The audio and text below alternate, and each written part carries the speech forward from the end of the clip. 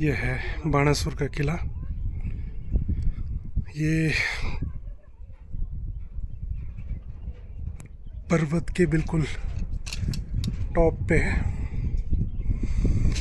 और इसके चारों तरफ बिल्कुल स्टीप ढलान है।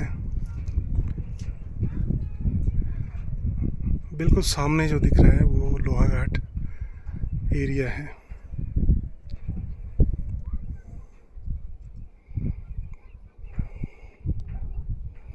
ये इसका एक कमरा समझ लीजिए या ये महल है। तो उस ज़माने में ये इतने टॉप पे कैसे बना होगा। उस ज़माने की स्थापत्य कला बहुत ज़बरदस्त थी और जब इस पे अटैक हुआ होगा तो उस टाइम ये नेस्तनाबूद उसी टाइम हुआ है। और जैसा कि यहाँ पर दोनों तरफ से स्टीप डाउन है तो इसके जो आधे पत्थर हैं वो फेंके गए हैं और इसका जो व्यू है बिल्कुल 360 डिग्री है। तो कहीं से भी इस पर अटैक यदि आएगा तो वो यहाँ आते आते उसको काफ़ी मशक्क़त करनी पड़ेगी या वो बिल्कुल मारा जाएगा। लेकिन ये जब इस पर अंतिम जब अटैक हुआ तो ये यहाँ पर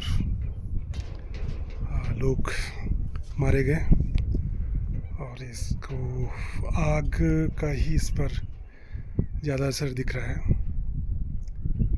और तोड़ फोड़ इस पर बहुत हुई है। तो सारा ये टूट फूट करी गई है उनके द्वारा जिन्होंने अटैक किया। बिल्कुल यहाँ पर परफेक्ट एक लोकल पहाड़ी शैली का जो पत्थर होता है वो इस पर लगाया गया है। सीमेंट तो इस पर नहीं है, इस पर ये कुछ उस ज़माने में लोकल जो पेस्ट होता था उड़द का और चूना वगैरह उसका ही इस पर लगाया गया है। लेकिन ये इसकी बेसिक ये रही है कि इसका जो सिचुएशन है ये चारों तरफ जो है खेती बाड़ी यहाँ पर बहुत होती है और इस एरिया को बोलते हैं बिसंग एरिया जो इसके डाउन में है बिल्कुल। तो उस एरिया में बिल्कुल बहुत सारी फसल बहुत सारे अनाज उस ज़माने में होते थे। तो ये यहाँ से नज़र भी रखी जाती थी। इधर ये अपोजिट सनलाइट है तो इसलिए पूरा दिख नहीं रहा।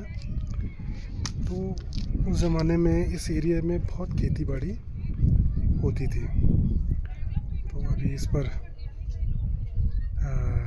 उस ज़माने के जो रूलर्स रहे होंगे या बाणासुर उसके बाद भी रहे होंगे तो इस पर ये रूल किया करते थे। और ये बिल्कुल नीचे आप देख रहे हैं कि ये छोटे छोटे जो दिख रहे हैं तो ये उस टाइम के फ्रंट जो फौज रहती थी उसके ही अवशेष हैं वहाँ पे। तो वो भी जाहिर सी बात है जब अटैक होता तो वो भी मारे गए होंगे। तो एकदम अटैक यहाँ पर नहीं आता होगा तो इस वजह से वो लोग आगे फ्रंट पे वॉर स्ट्रेटजी तो उनकी होती थी। लेकिन जब बड़ा अटैक हुआ तो ये रोक नहीं पाए तो ये लोग वहाँ भी मारे गए फिर यहाँ पर भी मारे गए। तो एकदम बिल्कुल खड़ी चढ़ाई है, इसमें 360 व्यू है। इधर ये मायावती दिख रहा है और